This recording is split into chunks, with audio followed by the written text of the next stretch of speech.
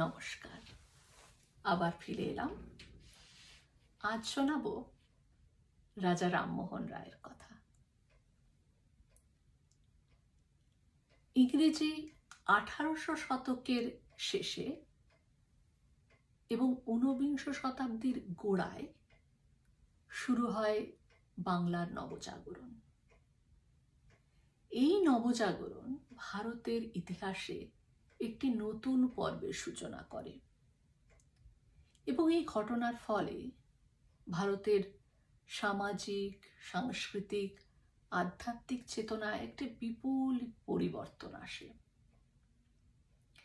এই নবজাগরণের প্রাণ পুরুষ হলেন রাজা রামমোহন রায়, যাকে আমরা ফাদার অফ মডার্ন ইন্ডিয়া বলেও জানি।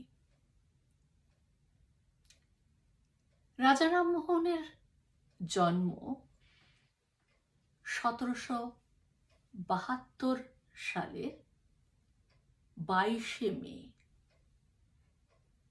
তৎকালীন বেঙ্গল প্রেসিডেন্সির অন্তর্গত হুগলি জেলার রাধানগর গ্রামে রাজা রামমোহন রায় জন্মগ্রহণ করেন। তারই জন্মদিনে তাকে স্মরণ করে আমি সুশোভন সরকারের রচিত বাংলার রেনেসান্স বইটির থেকে একটি ছোট্ট অংশ আপনাদের পড়ে শোনাচ্ছি। রামমোহন রায় 1772 থেকে 1833 সাল।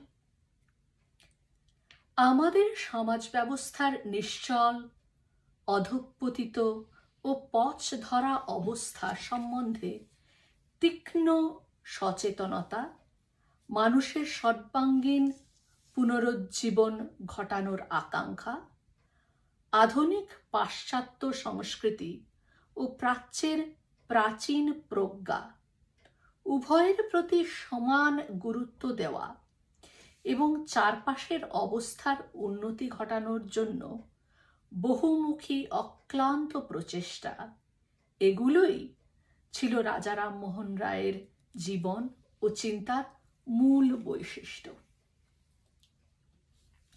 সাফল্যের পরিমাণ ও গুণের ক্ষেত্রে অথবা কাজকর্মের পরিধির ব্যাপারে তাঁর সমসাময়িক কোনো ব্যক্তি রাজা রামমোহনের সমকক্ষ হয়ে উঠতে পারেননি।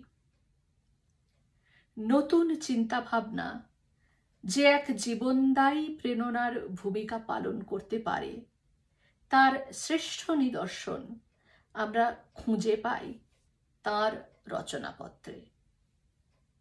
সাম্প্রতিককালে যারা তার ন্যায্য সম্মান থেকে তাকে বঞ্চিত করার চেষ্টা করছেন, তারা আসলে আমাদের দেশে রেনেসান্সের তাৎপর্য উপলব্ধি করার ব্যাপারে নিজেদের অক্ষমতারই প্রমাণ দিচ্ছেন।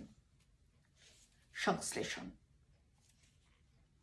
নিজের দৃষ্টিভঙ্গির ক্ষেত্রে প্রাচ্য ও পাশ্চাত্যের সর্বোত্তম চিন্তাধারার সংশ্লেষণ ঘটিয়েছিলেন রামমোহন।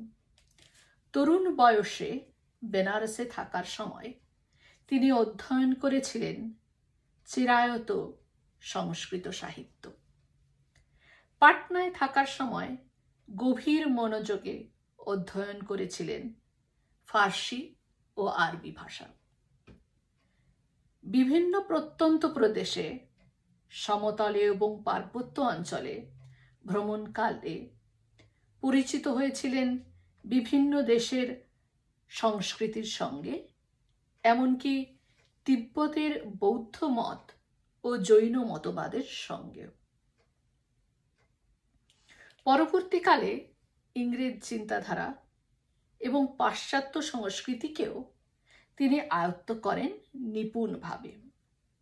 খ্রিস্টীয় ধর্মীয় রচনাপত্রেও তাঁর যথেষ্ট ব্যুৎপত্তি ছিল এবং সেই কারণে ইংরেজ ও আমেরিকান একেশ্বরবাদীদের শ্রদ্ধাও তিনি অর্জন করেছিলেন।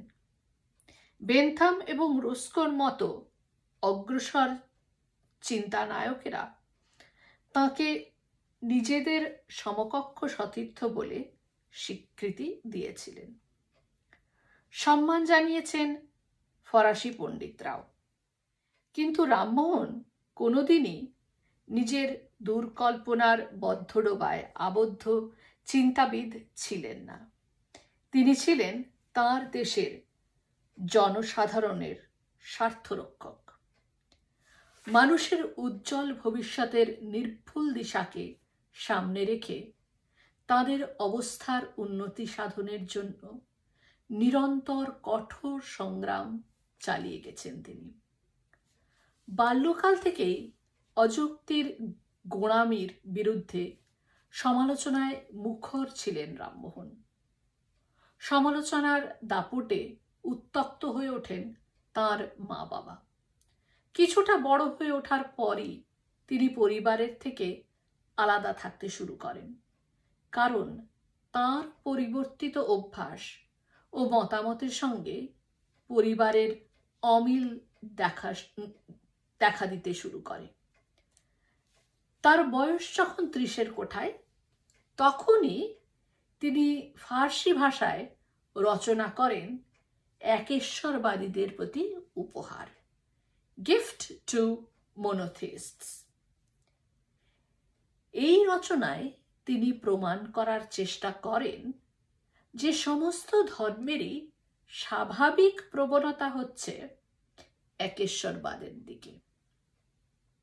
কিন্তু দুর্ভাগ্যবশত মানুষ চিরদিনই তাদের নিজের নিজের বিশেষ ধর্মীয় মতবাদ, উপাসনা পদ্ধতি এবং আচার অনুষ্ঠানের ওপর জোর দিয়ে এসেছে এবং তার ফলে এক ধর্ম থেকে অন্য ধর্ম পৃথকই থেকে গেছে। কলকাতায় স্থায়ীভাবে বসবাস শুরু করার পর 1815 সালেই তিনি গড়ে তোলেন আত্মীয় সভা। এই সভার সূত্রে তাঁর চারপাশে জড়ো হন কিছু অভিজাত ও নয়া মধ্যবিত্ত উদারতাবাদী। রংপুরে কিছুদিন সরকারি পদে চাকরি করার সময় নিজের ঘনিষ্ঠদের নিয়ে যেভাবে আলোচনা সভার আয়োজন করতেন, এখন কলকাতাতেও এদের নিয়ে ঠিক সেভাবেই নিয়মিত আলোচনা সভার আয়োজন করতে শুরু করেন রামমোহন। অশিক্ষিত জনসাধারণের প্রতি ঘৃণা ও করুণার দরুন প্রাচীন হিন্দু ধর্মের আধুনিক বিকৃতিগুলি নীরবে সহ্য করে যেতেন রামমোহনের সমসাময়িক বিদ্বান এবং চিন্তাশীল ব্যক্তিরা। কিন্তু রামমোহন এই বিকৃতিগুলির বিরুদ্ধে সাহস ভরে রুখে দাঁড়ান।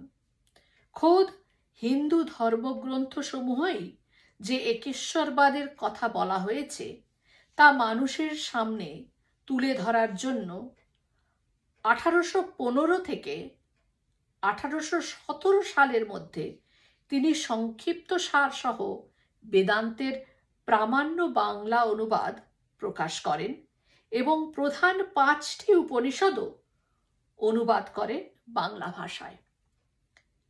ফলস্বরূপ 1817 থেকে 1820 সালের মধ্যে শঙ্কর শাস্ত্রী, মৃত্যুঞ্জয় বিদ্যালঙ্কার ও সুব্রমণ্য শাস্ত্রীর মতো গোঁড়া পণ্ডিতদের সঙ্গে এক প্রবল বিতর্কে জড়িয়ে পড়তে হয় তাকে। এই সময় তিনি একগুচ্ছ বিতর্কমূলক প্রবন্ধ প্রকাশ করেন। এই প্রবন্ধগুলোয় নিজের বক্তব্যকে চমৎকারভাবে প্রমাণ করেন তিনি।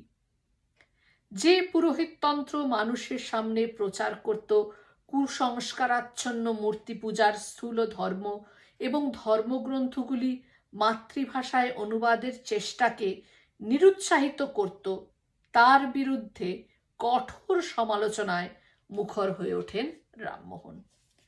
তার এই প্রতিবাদ আমাদের প্রটেস্ট্যান্ট বিপ্লবের নেতৃবৃন্দের কথাই স্মরণ করিয়ে দেয়। তিনি দেখিয়েছিলেন যে নির্বিচার ভক্তি সাধারণ মানুষের মধ্যে এক ধরনের হীনতার জন্ম দিয়েছে। তাই মানুষকে এই চাপ এবং দাসত্ব থেকে উদ্ধার করে তাদের সুখ স্বাচ্ছন্দ্যের উন্নতি ঘটানোকে নিজের কর্তব্য বলেই মনে করেছিলেন তিনি।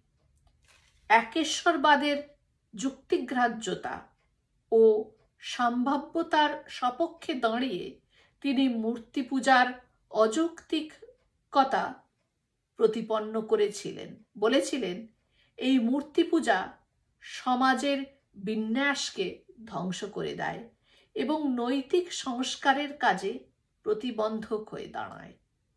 এইসব যুক্তি পেশ করার সময় রামমোহন জোর দিতেন সাধারণ বুদ্ধির ওপর এবং দৃষ্টান্ত হিসেবে তুলে ধরতেন অন্য নানান জনগোষ্ঠীর কথা।